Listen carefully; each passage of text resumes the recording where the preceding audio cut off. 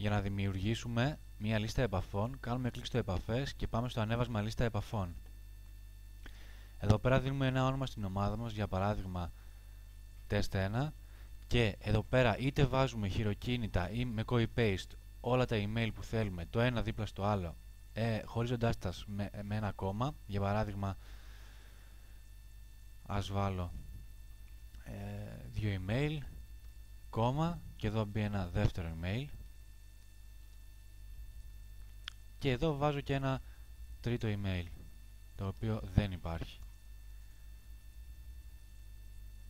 και πατάμε ανέβασμα.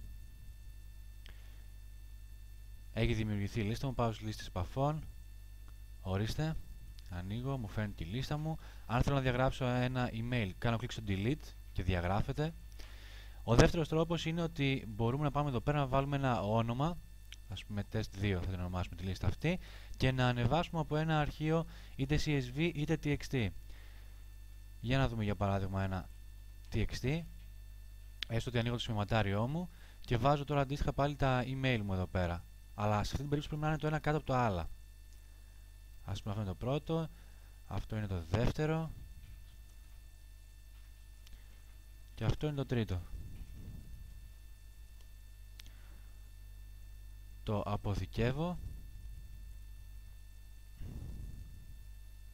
θα την ονομάσω ΑΑΑ τη λίστα μου, και μέσα από εδώ πάω τώρα και την επιλέγω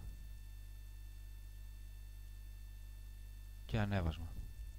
Πάλι έχει δημιουργηθεί με επιτυχία. Πάω στις λίστες επαφών να δω το test 2 και όντως και αυτό έχει 3 επαφές κανονικά.